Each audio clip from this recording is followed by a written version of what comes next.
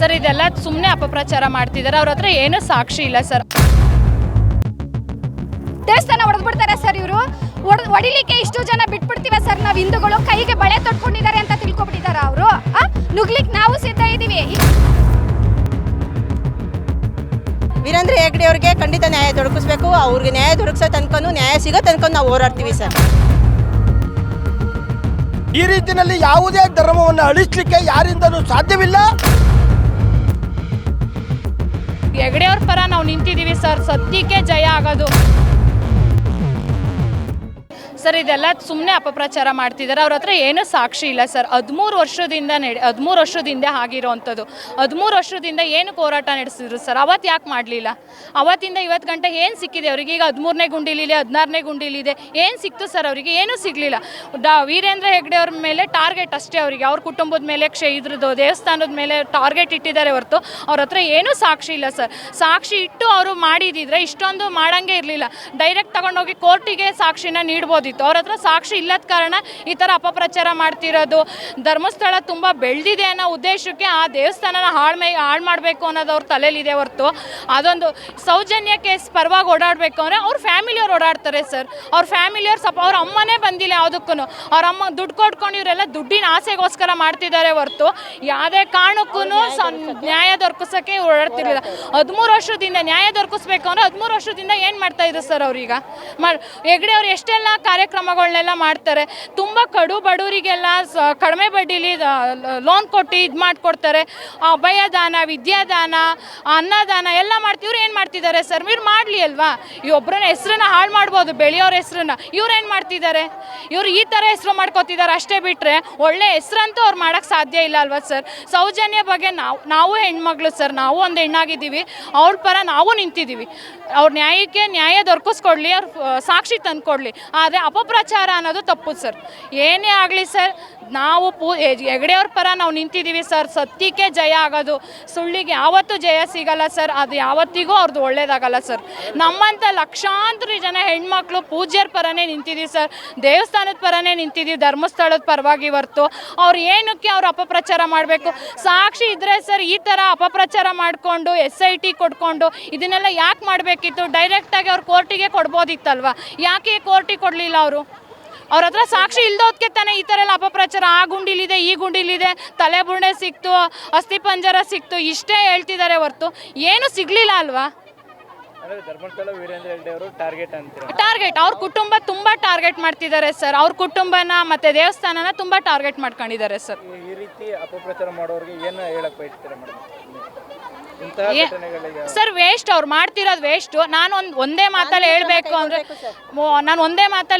ಅಂದರೆ ಸರ್, ಏನು ಆಗಿದೆ ಸೌಜನ್ಯದಿಂದ ಅಥವಾ ಇನ್ನೊಂದು ಏನಾಗಿದೆ ಅವರಿಗೆ ನ್ಯಾಯ ದೊರಕಿಸ್ಕೊಡೋಕ್ಕೆ ಕೋರ್ಟ್ ಅಂತ ಇದೆ. ನಮ್ಮ ದೇಶದಲ್ಲಿ ಕೋರ್ಟ್ ಇದೆ, ನ್ಯಾಯ ಇದೆ. ಕೋರ್ಟ್ ಅವ್ರ ಕುಟುಂಬದವ್ರು ಹೋಗಬೇಕು, ನ್ಯಾಯ ಕೇಳಬೇಕು. ಇವರು ಸೌಜನ್ಯದ್ದು ನ್ಯಾಯ ಕೇಳೋಕ್ಕೆ ಇವ್ರದ್ದು ದೇವಸ್ಥಾನದ ಬಗ್ಗೆ ಯಾಕೆ ಟಾರ್ಗೆಟ್ ಮಾಡ್ತಾರೆ? ಪೂಜ್ಯರ ಬಗ್ಗೆ ಯಾಕೆ ಟಾರ್ಗೆಟ್ ಮಾಡ್ತಾರೆ? ಅವ್ರ ಕುಟುಂಬದವ್ರು ಹೋಗ್ತಾರೆ, ಕುಟುಂಬದವ್ರಿಗೆ ಸಪೋರ್ಟ್ ಮಾಡಲಿ. ಕುಟುಂಬದವ್ರನ್ನೇ ಸೈಡ್ ಬಿಟ್ಟು ಇವರೇ ಮುಂದಾಗಿ ಬಂದರೆ ಇವ್ರಿಗೇನು ನ್ಯಾಯ ಸಿಗುತ್ತೆ? ಇಲ್ಲಿ ದುಡ್ಡಿನ ಆಸೆಗೋಸ್ಕರ ಮಾಡ್ತಿದ್ದಾರೆ ಅಂತ ಅನಿಸ್ತಿಲ್ವಾ ನಿಮಗೆ? ನಿಲ್ಬೇಕು ಸರ್, ಖಂಡಿತ ನಿಲ್ಬೇಕಾ ಸರ್? ನಾವೆಲ್ಲ ನಿಲ್ಬೇಕು ಅಂತಲೇ ಪ್ರತಿಭಟನೆ ಮಾಡ್ತಿರೋದು. ಧರ್ಮಸ್ಥಳಕ್ಕೆ ಹೋಗೋಕ್ಕೂ ರೆಡಿ ಇದ್ದೀವಿ ಸರ್. ನಾವು ಏನು ಮಾಡೋಕ್ಕೂ ರೆಡಿ, ಸಿದ್ಧವಾಗಿದ್ದೀವಿ. ನಾವು ಹೆಗ್ಡೆ ಅವ್ರ ಪರವಾಗಿ ನಿಂತಿದ್ದೀವಿ ಸರ್. ಸ್ಥಳದ್ದು ಇವತ್ತಿನ ದಿನದಲ್ಲ ಸರ್, ಅದು 800 ವರ್ಷಗಳ ಇತಿಹಾಸ ಇದೆ ಧರ್ಮಸ್ಥಳದ ಬಗ್ಗೆ. ಧರ್ಮಸ್ಥಳದ ದೇವಸ್ಥಾನದ ಬಗ್ಗೆ 800 ವರ್ಷದಿಂದ. ಈಗ ನಮ್ಮ ಅಜ್ಜಿ ಕಾಲದಲ್ಲಿ ನಾವು ನೋಡಿದ್ರೆ ವೀರೇಂದ್ರ ಹೆಗ್ಗಡೆ ಅವ್ರನ್ನ ದೇವ್ರ ಮನೇಲಿ ಇಟ್ಕೊಂಡು ಪೂಜೆ ಮಾಡ್ತಾ ಇದ್ದೀವಿ ಸರ್. ದೇವ್ರ ಥರ ನಮ್ಮದು ಅವರು ಒಂದು ದೇವರು ಅಂದ್ಕೊಂಡು ದೇವ್ರ ಮನೇಲಿ, ನಮ್ಮ ಅಜ್ಜಿಯವರು ದೇವ್ರ ಮನೇಲಿ ಇಟ್ಟು ಅವರು ಒಂದು ದೇವರು ಅಂದ್ಕೊಂಡು ನಮಗೆ ತಿಳಿಸ್ಕೊಟ್ಟು ಅವ್ರನ್ನ ಪೂಜೆ ಮಾಡ್ತೀವಿ ಸರ್. ಅವ್ರ ಬಗ್ಗೆ ಈ ಥರ ಅಪಪ್ರಚಾರ ಮಾಡ್ತಾ ಇರೋದ್ರಿಂದ ನಾವು ಸುಮ್ಮನೆ ಇರಲ್ಲ ಸರ್. ಯಾರು ಈ ಥರ ಅಪಪ್ರಚಾರ ಮಾಡ್ತಾ ಇದ್ದಾರೆ ಅವ್ರ ಬಗ್ಗೆ ನಾವು ಖಂಡಿತ ಕಾನೂನು ಕ್ರಮ ಕೈಗೊಳ್ಳಬೇಕು.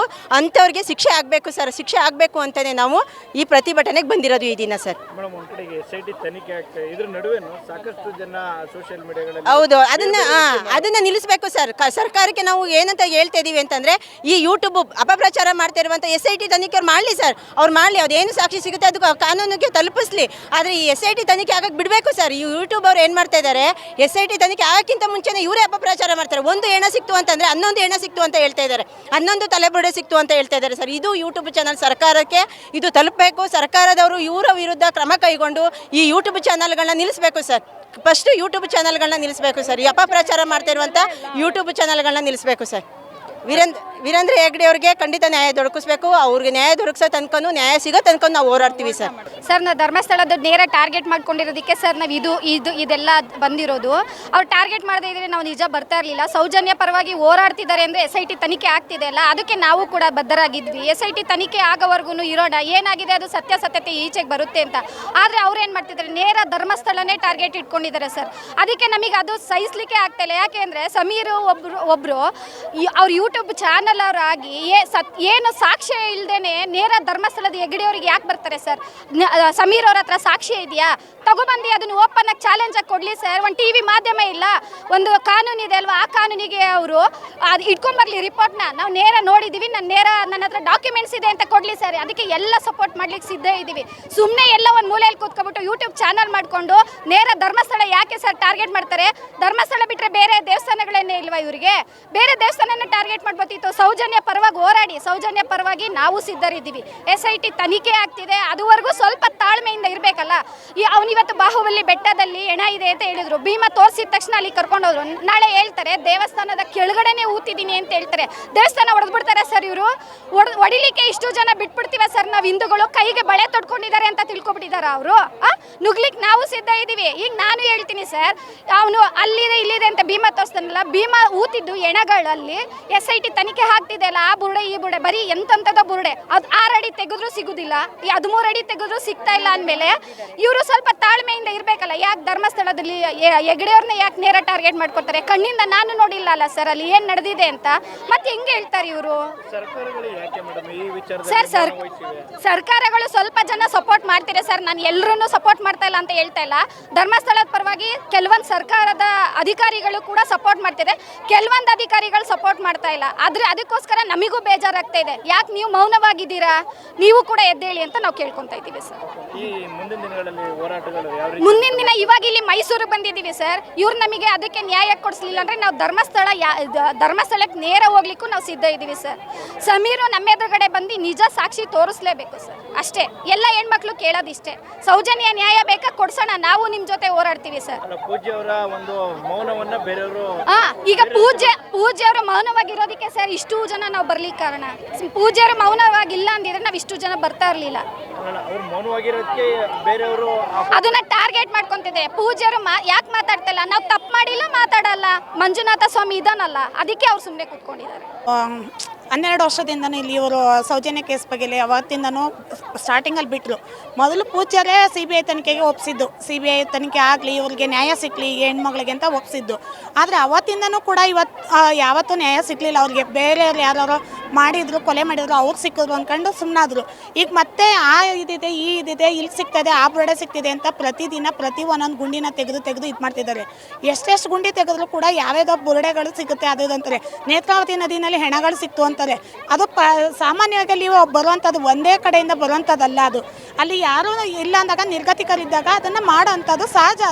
ಇದು ಅವರು ಬೇರೆಯವ್ರು ಮಾಡದೇ ಇರೋದಕ್ಕೆ ಇವ್ರ ಮೇಲೆ, ಪೂಜ್ಯರ ಮೇಲೆ, ಕ್ಷೇತ್ರದ ದೇವಸ್ಥಾನದ ಮೇಲೆ ಅಪಪ್ರಚಾರ ಮಾಡ್ತಿದ್ದಾರೆ. ಇದು ತಪ್ಪು. ತಿಮ್ಮಾರೆಡ್ಡಿಯವರು ಅವರು ಒಂದು ಯೂಟ್ಯೂಬ್ ಚಾನಲು ಇವರು ಒಂದು ಇದು ಮಾಡಿಕೊಂಡು ಹಣ ಸಂಪಾದನೆ ಮಾಡಲಿಕ್ಕೋಸ್ಕರನೇ ಅವ್ರು ಇದು ಮಾಡ್ಕೊಂಡಿರೋದು. ಸೌಜನ್ಯರ ತಾಯಿಗೂ ಕೂಡ ಹಣ ಕೊಟ್ಕೊಂಡು ಇವರೆಲ್ಲ ಮಾಡ್ಕೊಂಡು ಮಾಡ್ತಿದ್ದಾರೆ ಹೊರತು ಯಾವುದೂ ಕೂಡ ಅವರು ಕ್ಷೇತ್ರದ ಒಂದು ಇದನ್ನು ಹಲ್ಗಾಡ್ಸೋಕೆ ಅವ್ರ ಕೈಲಿ ಆಗೋದು ಇಲ್ಲ. ಸಾಕ್ಷಿ ಇದ್ದರೆ ಅವ್ರು ಖಂಡಿತ ಮಾಡಲಿ. SIT ಅವ್ರ ತನಿಖೆ ಏನಿದೆ, CBI ಏನಿದೆ, ಹೈಕೋರ್ಟ್ ಇದೆ, ಎಲ್ಲಿ ತನಕನೂ ಹೋಗಲಿ. ಸೌಜನ್ಯ ಪರವಾಗಿ ನಾವು ಹೆಣ್ಮಕ್ಳು ನಾವು ನಿಂತಿದ್ದೀವಿ. ಸೌಜನ್ಯಕ್ಕೆ ಯಾರೇ ಮಾಡಿರಲಿ ಅದು ನ್ಯಾಯ ಸಿಗಲೇಬೇಕು ಅನ್ನೋದು ನಮ್ಮ ಹೋರಾಟ. ಬಟ್ ಆದರೆ ಪೂಜ್ಯರ ಮೇಲೆ ಟಾರ್ಗೆಟ್ ಅಲ್ಲ. ಅದು ಪೂಜ್ಯರ ಮೇಲೆ ಹೌದು ಆಗ್ತಿದೆ. ಅದು ಆಗಬಾರ್ದು ಅಂತ ಇವರು ಎಲ್ಲಿವರೆಗೂ ನಿಲ್ಲಿಸೋವರೆಗೂ ಇದನ್ನ ಮಾಡ್ತಾನೆ ಇರ್ತಾರೆ. ನಾವು ಅಲ್ಲಿವರೆಗೂ ಹೋರಾಟ ಮಾಡ್ತೀವಿ.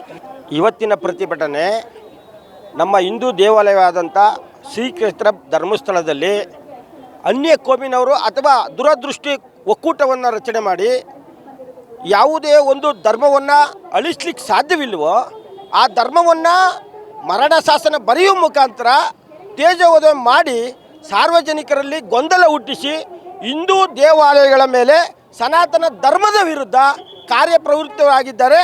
ಅದನ್ನು ವಿರೋಧಿಸಿ ಇವತ್ತು ನಾವು ಒಕ್ಕೂರಲಿಂದ ಮೈಸೂರು ಜಿಲ್ಲೆಯಲ್ಲಿ ಪ್ರತಿಭಟನೆಯನ್ನು ಮಾಡಿ ಜಿಲ್ಲಾ ಅಧಿಕಾರಿಗಳಿಗೆ ಮನವಿಯನ್ನು ಕೊಡ್ತಾ ಇದ್ದೇವೆ. ಉದ್ದೇಶ ಇಷ್ಟೇ, ಯಾವ ಧರ್ಮವನ್ನು ಅಳಿಸ್ಲಿಕ್ಕೆ ಸಾಧ್ಯವಿಲ್ಲ ಆ ಧರ್ಮವನ್ನು ಕೇವಲ ತೇಜೋವಧೆ ಮಾಡಿ ಯೂಟ್ಯೂಬ್ ಚಾನಲ್ಗಳಲ್ಲಿ ಜನರಲ್ಲಿ ಅಶಾಂತಿಯನ್ನು ಮೂಡಿಸಿ ಎಲ್ಲದಕ್ಕಿಂತ ಹೆಚ್ಚಾಗಿ ಈ ದೇಶದ 2000 ವರ್ಷಗಳ ಇತಿಹಾಸ ಇರ್ತಕ್ಕಂಥ ಧರ್ಮವನ್ನು 800 ವರ್ಷಗಳ ಇತಿಹಾಸವಿರುವಂಥ ದೇವಾಲಯದ ಧರ್ಮವನ್ನು ಅಳಿಸಲಿಕ್ಕೆ ಹೊರಟಿರುವವರ ವಿರುದ್ಧ ಇವತ್ತು ಕೆಂಡಾಮಂಡಲವಾಗಿ ಇಡೀ ರಾಜ್ಯವಾದ್ಯಂತ ಪ್ರತಿ ಜಿಲ್ಲಾಧಿಕಾರಿಗಳ ಕಚೇರಿನಲ್ಲಿ ಪ್ರತಿಭಟನೆ ಮುಖಾಂತರ ಜಾತ್ಯತೀತವಾಗಿ ಪಕ್ಷಾತೀತವಾಗಿ ಒಕ್ಕೊರಳಿಂದ ನಾವು ವಿರೋಧವನ್ನು ವ್ಯಕ್ತಪಡಿಸಿ ಒಂದು ಅರ್ಜಿಯನ್ನು ಕೊಟ್ಟಿದ್ದೇವೆ. ಅದರ ಉದ್ದೇಶ ಇಷ್ಟೇ, ಈಗ ಏನು ನಡೀತಾ ಇದೆ ಭ್ರಷ್ಟಾಚಾರ ಅನ್ನೋದನ್ನ ಅದರ ಕೈಬಿಟ್ಟು ಭ್ರಷ್ಟಾಚಾರಿಗಳ ವಿರುದ್ಧ ಸರ್ಕಾರ ಕಾನೂನು ಕ್ರಮವನ್ನು ಜರುಗಿಸಿ ಈಗ ಆಗಿರ್ತಕ್ಕಂಥ ಖರ್ಚು ವೆಚ್ಚಗಳನ್ನ ಆ ದಂಡವನ್ನು ಅವರಿಂದನೇ ಪಾವತಿ ಮಾಡಿಸಿ ಅವರಿಗೆ ಶಿಕ್ಷಾ ಅಪರಾಧವನ್ನು FIR ಮಾಡಿ ಅವ್ರನ್ನ ಜೈಲಿಗೆ ಕಟ್ಟಬೇಕು. ಮುಂದೆ ಇದು ಬೇರೆ ಜನರಿಗೆ ಒಂದು ಶಾಸನವಾಗಬೇಕು. ಈ ರೀತಿಯಲ್ಲಿ ಯಾವುದೇ ಧರ್ಮವನ್ನು ಅಳಿಸಲಿಕ್ಕೆ ಯಾರಿಂದಲೂ ಸಾಧ್ಯವಿಲ್ಲ. ಇದು ಅಶಾಂತಿ ಸಾರ್ವಜನಿಕರ ಮಧ್ಯದಲ್ಲಿ ಅಶಾಂತಿ ಮೂಡಿಸುವ ಪ್ರಕ್ರಿಯೆ. ಹಂಗಾಗಿ ಅದು ಶಾಸ್ತಿ ಆಗಬೇಕು, ಭ್ರಷ್ಟರ ವಿರುದ್ಧ ಒಂದು ಕಾನೂನು ಆಗಬೇಕು ಅಂತ ಎಚ್ಚರಿಸ್ತೇನೆ. ಈಗ ನಾವು ಕೂಡ ಒಂದು ತಿಂಗಳಿಂದ ಮಾಧ್ಯಮದ ಮುಖಾಂತರ ನೋಡ್ತಾ ಇದ್ದೀವಿ. ಅವರು ಎಲ್ಲಿ JCB ತಗೊಂಡು ಅಗೀತಾರೆ ಅಲ್ಲಿ ಒಂದು ಶವ ಕೂಡ ಸಿಕ್ಕಿಲ್ಲ. ನಿನ್ನೆ ಕೂಡ 13ನೇ ಪಾಯಿಂಟಲ್ಲಿ 8 ಶವಗಳಿದ್ದೇವೆ ಅಂತೇಳಿ ಆ ವ್ಯಕ್ತಿ ಹೇಳಿದ್ದ, ಅನಾಮೀಯ ವ್ಯಕ್ತಿ. ಆದರೆ ಅಲ್ಲಿ ಒಂದು ತುಣುಕು ಮೂಳೆಯನ್ನು ಕೂಡ ಸಿಗ್ತಾನೆ ಇರ್ತು. ಹಾಸ್ಯಾಸ್ಪದವಾದಂಥ ಕಾರಣ. ಹಂಗಾಗಿ ತನಿಖೆಯನ್ನು ಕೈಬಿಟ್ಟು ರಾಜ್ಯ ಸರ್ಕಾರ ಕೂಡಲೇ ಆತನನ್ನು ಬಂಧಿಸಿ ಆತನನ್ನು ವಿಚಾರಣೆಯನ್ನು ಮಾಡಿ ತಪ್ಪಿತಸ್ಥರ ವಿರುದ್ಧ ಕಾನೂನು ಕ್ರಮ ತಗೋಬೇಕು ಅಂತ ನಾವು ಒಕ್ಕೊರಳಿಂದ ಆಗ್ರಹವನ್ನು ಮಾಡ್ತೇನೆ. ಕಳೆದ 3 ತಿಂಗಳಿನಿಂದ ನಿರಾಧಾರವಾಗಿ ಧರ್ಮಸ್ಥಳದ ಬಗ್ಗೆ ಮತ್ತು ಕ್ಷೇತ್ರದ ಬಗ್ಗೆ, ಅಲ್ಲಿಂದ ಕಾವಂದರ ಬಗ್ಗೆ ಕೆಲವು ವ್ಯಕ್ತಿಗಳು ಇಲ್ಲ ಸಲ್ಲದ ಆರೋಪವನ್ನು ಮಾಡ್ತಾ ಇದ್ದಾರೆ. 14 ವರ್ಷದ ಹಿಂದೆ ಸೌಜನ್ಯ ಅನ್ನುವಂಥ ಒಬ್ಬಳು ಹೆಣ್ಣುಮಗಳ ಹತ್ಯೆ ಆಗಿದೆ. ಅದರ ಬಗ್ಗೆ ತನಿಖೆ ಆಯಿತು. ಎಲ್ಲ ಕೋರ್ಟ್ಗಳು ಮುಗಿದೋಯ್ತು, ಎಲ್ಲ ತನಿಖೆಗಳು ಮುಗಿದೋಯ್ತು. ಸೂಕ್ತವಾದಂಥ ಸಾಕ್ಷಿಗಳಿಲ್ಲದೇ ಅದು ಅಲ್ಲಿಗೆ ನಿಂತೋಯ್ತು. ಯಾರು ಈ ಆರೋಪಗಳನ್ನು ಮಾಡ್ತಾ ಇದ್ದಾರೆ ಅವ್ರು ಹೇಳ್ತಾ ಇದ್ದಾರೆ ಈ ಮೊಬೈಲ್ನಲ್ಲಿದೆ, ಈ ಮೊಬೈಲ್ನಲ್ಲಿದೆ ಅಂತ ಇದ್ದಾರೆ. ಆ ಮೊಬೈಲ್ನಲ್ಲಿದ್ದರೆ ಅದನ್ನೇನೋ ಅದ್ರ ಬಂಡವಾಳನ ಅದನ್ನು ತೊಗೊಂಡೋಗಿ ಕೋರ್ಟ್ ಮುಂದೆ ಕೊಟ್ಟು ಯಾವ ರೀತಿ ಅನಾಮಧೇಯ ವ್ಯಕ್ತಿ ಮುಸುಕುದಾರಿ ನಾನು ಎಣೆಗಳನ್ನು ಊತಿದ್ದೀನಿ ಅಂತ ಹೇಳಿ ಧೈರ್ಯವಾಗಿ ಹೇಳ್ತಾ ಇದ್ದಾನೋ ಅದೇ ರೀತಿ ನೀವೂ ಒಬ್ಬ ಅಪ್ಪನಿಗೆ ಹುಟ್ಟಿದರೆ ನೀವು ತೊಗೊಂಡೋಗಿ ಕೋರ್ಟ್ ಮುಂದೆ ಇಟ್ಟು ಸ್ವಾಮಿ ಸಾಕ್ಷಿ ಇದೆ ತೊಗೊಳ್ಳಿ ಸ್ವಾಮಿ, ಇಂಥವರೇ ಮಾಡಿದ್ದಾರೆ, ಇವ್ರಿಗೆ ಜೈಲಿಗೆ ಹಾಕಿ, ಇವ್ರಿಗೆ ಪಾಸಿಗೆ ಹಾಕಿ ಅಂತ ಹೇಳ್ಬೋದು. ಅದನ್ನು ಬಿಟ್ಟು ಒಬ್ಬ ಕಾರಲ್ಲಿ ಕೂತ್ಕೊಂಡು ಅವನು ಹಿಂದೂನೇ ಅಲ್ಲ, ಅವನು ಹಿಂದೂ ದೇವರುಗಳ ಬಗ್ಗೆ ಕಾವಂದ್ರ ಬಗ್ಗೆ ಮಾತಾಡ್ತಾನೆ. ಇನ್ನೊಬ್ಬ ಪೊಲೀಸ್ ಅಧಿಕಾರಿಯಾಗಿ ಸಂವಿಧಾನಕ್ಕೆ ವಿರುದ್ಧವಾಗಿ ಶಾಸಕರ ಭವನಕ್ಕೆ ಬಾಂಬ್ ಬಿಟ್ಟಂಥ ಭಯೋತ್ಪಾದಕ ಅವನು ಮಾತಾಡ್ತಾನೆ. ಮಹೇಶ್ ಶೆಟ್ಟಿ ತಿಮರೋಡಿ 14 ವರ್ಷದ ಹಿಂದೆನೇ ಈ ಸಾಕ್ಷಿ ಕೊಟ್ಟಿದ್ದಿದ್ರೆ ಯಾರು ಅಪಾದಿತರಿದ್ರು ಅವ್ರು ಜೈಲಿಗೆ ಹೋಗ್ತಿದ್ರ, ಪಾಸಿಗೆ ಆಗ್ತಿತ್ತ? ಸೊ ನಾನು ಹೇಳ್ತಾ ಇರುವಂಥದ್ದು ಇದು ಹಿಂದೂ ಶ್ರದ್ಧಾ ಕೇಂದ್ರಗಳ ಮೇಲೆ ನಡೀತಾ ಇರುವಂಥ ಒಂದು ಬಹಳ ದೊಡ್ಡ ಹುನ್ನಾರ. ಹಿಂದೂಗಳ ಭಾವನೆಗಳನ್ನು ಕೆರಳಿಸೋವಂಥದ್ದು, ಹಿಂದೂಗಳ ಭಾವನೆಗಳಿಗೆ ಧಕ್ಕೆ ತರುವಂಥದ್ದು ಒಂದು ಬಹಳ ದೊಡ್ಡ ಹುನ್ನಾರ ನಡೀತಾ ಇದೆ. ನಾನು ರಾಜ್ಯ ಸರ್ಕಾರಕ್ಕೆ ಮತ್ತೆ ರಾಜ್ಯ ಸರ್ಕಾರದಲ್ಲಿ ಮುಖ್ಯಮಂತ್ರಿ, ಗೃಹ ಮಂತ್ರಿ, ಉಪಮುಖ್ಯಮಂತ್ರಿ ಸೇರಿದಾಗಿ ಎಲ್ಲರೂ ಕೂಡ ಧಾರ್ಮಿಕ ನಿಷ್ಠೆ ಇರುವಂಥವ್ರು. ಅವ್ರ ಮನೆಗಳಲ್ಲಿ ಒಳ್ಳೇದಾಗಬೇಕು ಅಂದರೆ ಮಂಜುನಾಥ ಅಲ್ಲ ಎಲ್ಲ ದೇವ್ರಿಗೂ ಅವಲತ್ಕೊಳ್ತಾರೆ. ಇಂಥ ಧಾರ್ಮಿಕ ಭಾವನೆಗಳು ಉಳ್ಳಂಥವ್ರು ಆಗಿರೋದ್ರಿಂದ ಈ ಕೂಡಲೇ ಹಿಂದೂಗಳ ಧಾರ್ಮಿಕ ಭಾವನೆಗೆ ಧಕ್ಕೆ ತರ್ತಾ ಇರುವಂಥ ಇವರುಗಳ ಮೇಲೆ ಕೇಸನ್ನು ದಾಖಲು ಮಾಡಿ ತನಿಖೆ ಹೊರಗಡೆ ಬರಲಿ, ಸತ್ಯಾಸತ್ಯತೆ ಆಚೆ ಬರಲಿ. ಅಪಪ್ರಚಾರ ಮಾಡ್ತಾ ಇರೋವಂಥವ್ರನ್ನ ಮೊದಲು ಜೈಲ್ಗಟ್ಟಿ.